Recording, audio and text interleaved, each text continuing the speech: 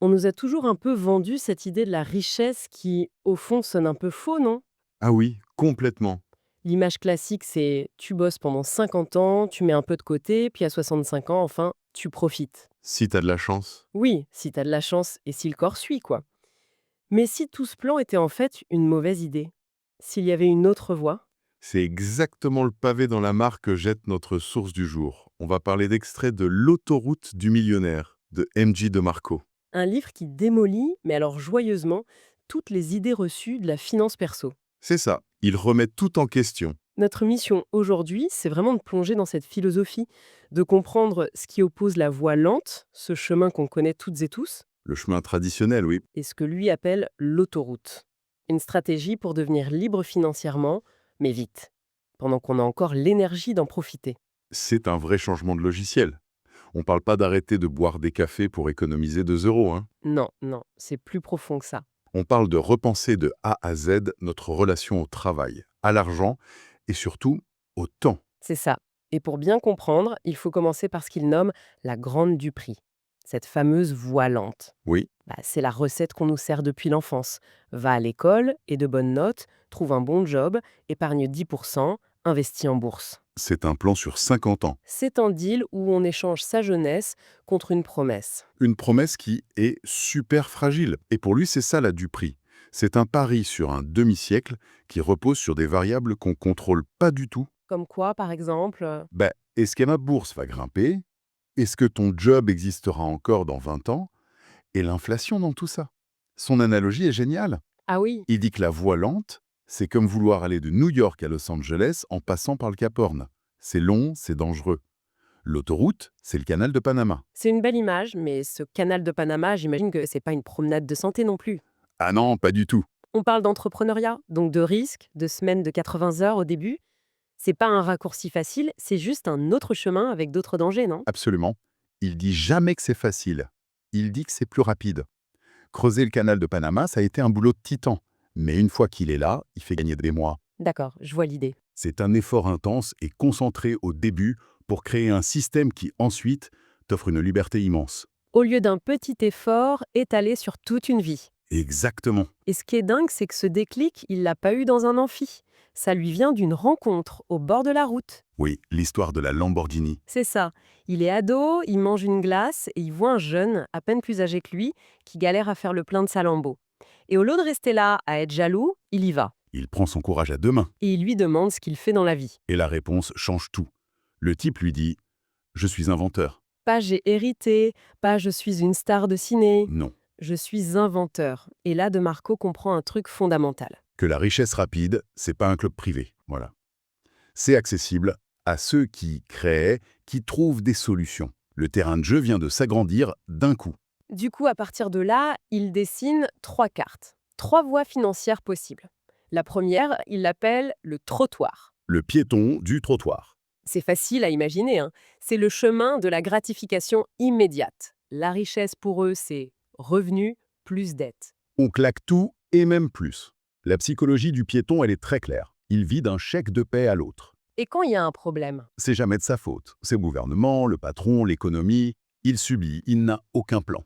Ensuite, il y a la voie lente. Là, c'est la majorité des gens. Oui, le chemin conventionnel. La formule, c'est travail plus placement en bourse. C'est le chemin du sacrifice. On est frugal. On échange 5 jours de boulot contre 2 jours de liberté. Et on accepte que notre potentiel soit plafonné par notre salaire. Notre temps ne nous appartient pas vraiment. C'est un plan qui est entièrement basé sur l'espoir, en fait. C'est ça, l'espoir que les marchés soient sympas pendant 40 ans, l'espoir de ne pas se faire virer, l'espoir d'être en forme à la retraite. Le problème, c'est que la variable la plus importante dans tout ça, c'est le temps. Et ça, on ne peut pas en racheter. C'est la seule ressource qu'on récupère jamais. Et enfin, la fameuse autoroute, le chemin de l'entrepreneur. Et là, l'équation change complètement. Richesse égale bénéfice net plus valeur de l'actif. C'est le chemin de la création et du contrôle. Et la mentalité est à l'opposé des deux autres. Le conducteur de l'autoroute, il pose en producteur, pas en consommateur. C'est-à-dire, Son but, c'est pas de savoir comment dépenser son argent. C'est de savoir comment créer des systèmes qui répondent aux besoins des autres. Il comprend que la richesse, c'est pas un événement, comme gagner au loto. C'est un processus. C'est le résultat d'un processus de construction. Mais attends, ça pose une question importante là. Si le but, c'est pas juste d'avoir une Lamborghini, c'est quoi la vraie richesse pour lui? Parce que c'est bien beau de construire une autoroute, mais si on sait pas où elle va. C'est un point central de son livre. Il dit que la plupart des gens courent après des imitations de la richesse. La voiture de luxe à crédit, la grosse montre. Exactement. Ce sont des symboles, pas la substance. Pour lui, la vraie richesse est une trilogie, 3 F. Famille pour des relations solides, fitness pour la santé et l'énergie, et freedom, la liberté. La liberté de choix, j'imagine. La liberté de faire ce qu'on veut quand on veut. Précisément.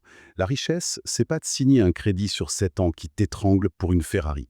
C'est de pouvoir la payer cash et que ça change rien à ton style de vie le mois d'après. L'un est une prison, l'autre est un vrai pouvoir. L'une est une cage dorée, oui. Et cette cage, c'est ce qu'il appelle l'asservissement au style de vie, le piège classique. C'est le hamster dans sa roue dorée, quoi. C'est exactement ça. Dès que tu gagnes plus, tu dépenses plus. Plus grande maison, plus belle voiture, et tu te retrouves coincé. Tu es obligé de continuer à bosser comme une folle, pas pour construire ta liberté, mais juste pour maintenir ton train de vie. C'est un paradoxe terrible. L'argent qui devrait te libérer devient l'outil de ta propre servitude. Tu deviens esclave de ce que tu possèdes. Et ça rend pas heureux, au final. Au contraire, Desmarco cite une étude qui le montre très bien. Une fois que nos besoins de base sont comblés, un toit, à manger, la sécurité, notre bonheur dépend quasi uniquement de la qualité de nos relations et de notre sentiment de liberté. Courir après le dernier gadget, c'est investir dans son propre malheur, en quelque sorte. C'est un peu ça, oui. D'accord. Alors comment on sort de cette roue? Comment on passe de consommateur à autre chose? En changeant de camp. Le secret, c'est de passer d'une mentalité de consommateur, la majorité, à une mentalité de producteur, une petite minorité.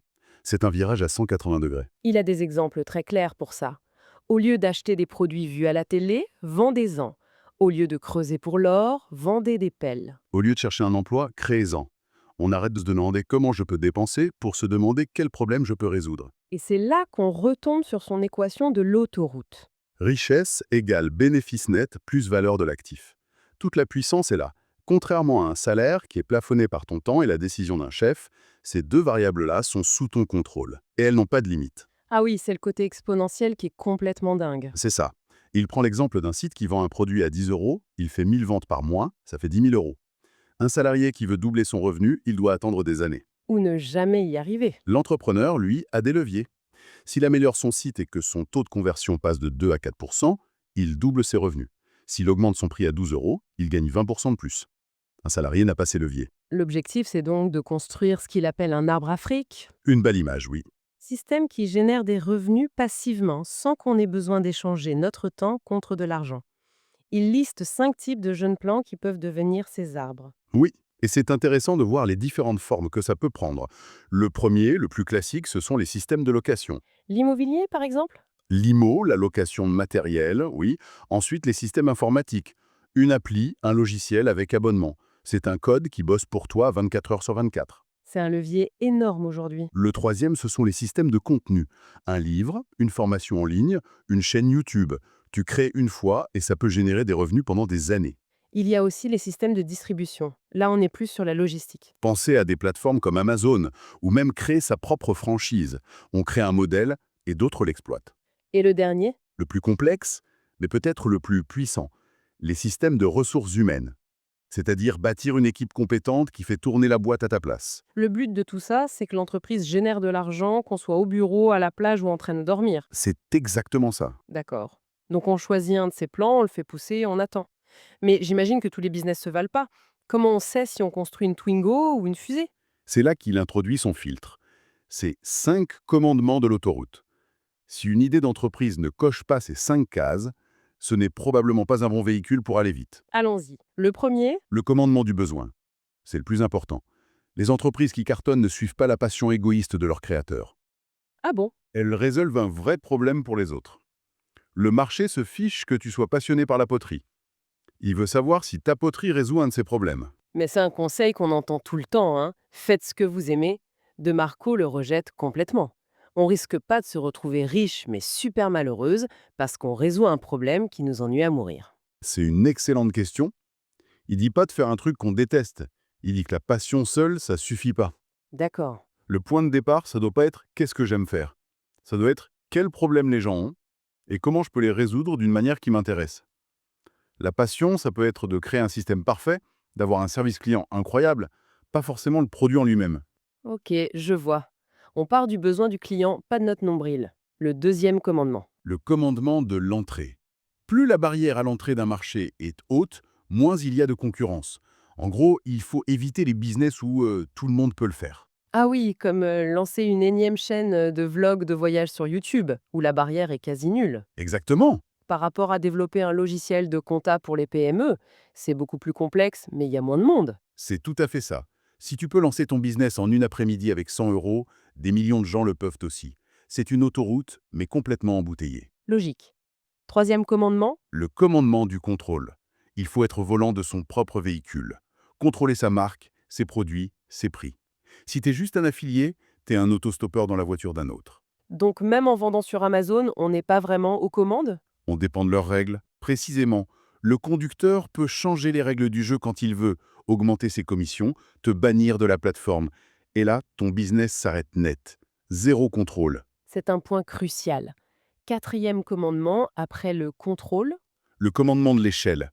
L'entreprise doit avoir un potentiel de croissance énorme, soit en touchant des millions de gens, c'est l'échelle, soit en ayant un impact très fort sur un petit nombre de clients avec une grosse marge, c'est la magnitude. Un petit resto de quartier, par exemple, à une échelle faible. Il est limité par sa géographie, le nombre de tables. Une appli mobile, elle, peut toucher potentiellement le monde entier. Et le dernier, j'imagine qu'il est lié au temps. C'est le plus important pour la liberté, le commandement du temps. L'entreprise doit pouvoir fonctionner sans toi. C'est la condition sine qua non pour créer un revenu passif. Sinon, on a juste échangé un patron contre un autre soi-même. Et c'est souvent le pire des patrons. Exactement, celui qui prend jamais de vacances. Si la boîte coule quand tu pars une semaine, ce n'est pas un système. C'est un emploi que tu t'es créé. Un emploi souvent plus précaire qu'un job de salarié. Carrément. Donc si on résume l'idée centrale, c'est vraiment de changer de casquette. Arrêter d'être un pion sur l'échiquier de quelqu'un d'autre et devenir le joueur. Oui, prendre le contrôle. Et ça passe par construire un système qui répond à un besoin, qu'on peut faire grandir, qu'on contrôle et qui, à terme, peut tourner sans nous. C'est un appel à l'action, à prendre la pleine responsabilité de son avenir. Et ce qui est puissant dans son message, c'est qu'il insiste sur le fait que le passé, on s'en fiche. Les erreurs, les mauvais choix. L'univers, dit-il, les oublie. La seule chose qui compte, c'est la décision que tu prends aujourd'hui. Ce qui nous amène à une question pour la route. Oui, la pensée à laisser mûrir, c'est pas comment je peux devenir millionnaire l'an prochain. C'est beaucoup plus simple. C'est-à-dire. Quel petit choix, aujourd'hui, pourrait commencer à faire dévier ma trajectoire? C'est pas forcément de tout plaquer. C'est peut-être d'éteindre la télé ce soir pour lire un livre sur une compétence qui nous manque. Ou d'observer les frustrations du quotidien. Exactement. La prochaine fois qu'on est frustré par un service client nul ou un produit mal fichu, au lieu de juste râler, se poser la question: et si la solution c'était moi qui l'a créée? Parfois, les plus grandes autoroutes commencent par un simple chemin de terre.